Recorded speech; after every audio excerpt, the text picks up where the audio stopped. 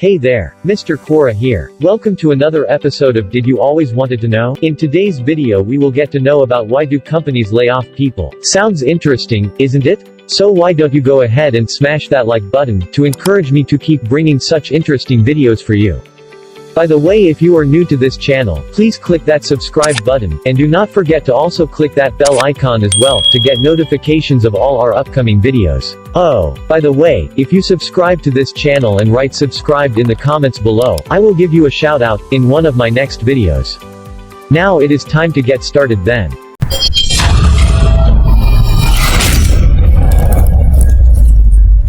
It has always been a question as to why companies lay off people.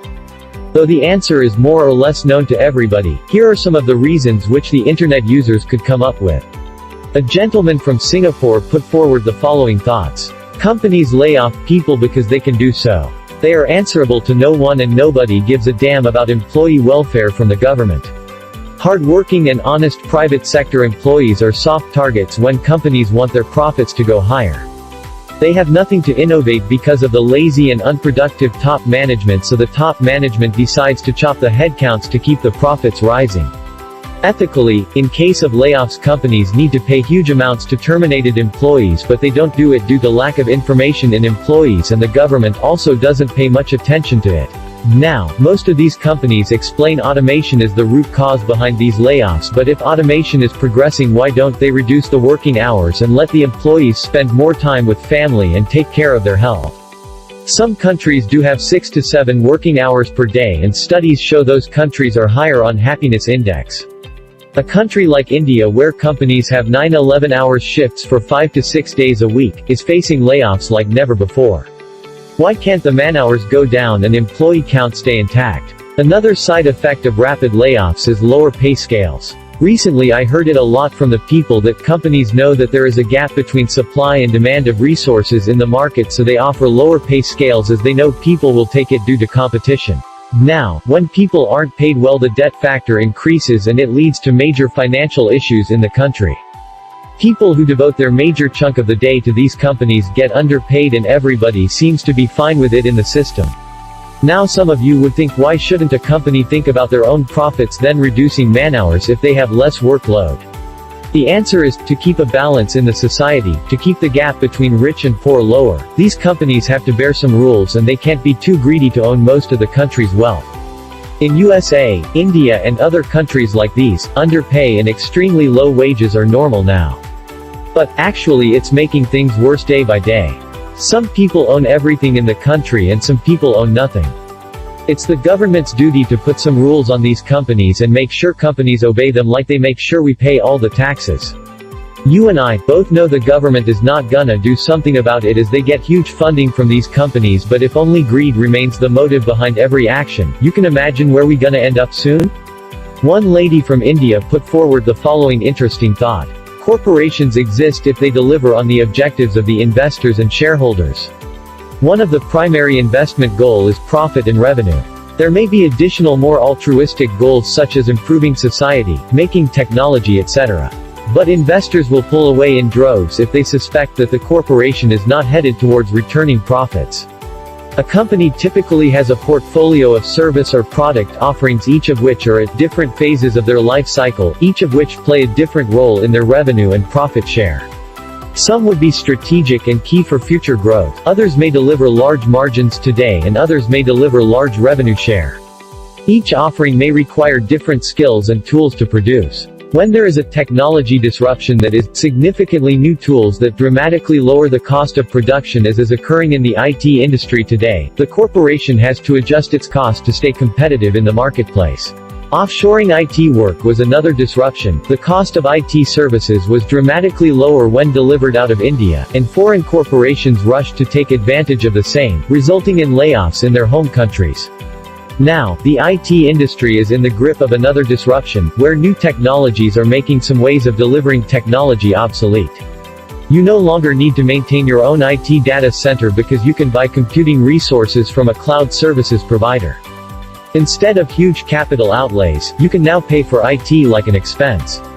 What are you going to do with the people who only know how to manage a traditional data center? You just have to lay them off. A gentleman from USA shared his thought in the following way. The main reasons companies lay off employees are that the company simply cannot afford to pay them, or have determined their roles to be unneeded or duplicative. In the first case, layoffs are usually done to try and keep the company viable for as many employees as possible. I have never worked with a company in this type of situation that was anything less than remorseful about making the layoffs. It isn't fun for anyone, and companies are vividly aware of the pain it causes. In the second case, it is more of a strategic decision. Perhaps there was a merger and there are overlapping jobs. Perhaps there was a product or service that used to be popular but no longer requires a ton of staff. Perhaps it was an experiment that didn't work out as hoped. These types of staff reductions are no less painful, but are less of a must and more of a should. Lastly, there are the reductions made by profiteers.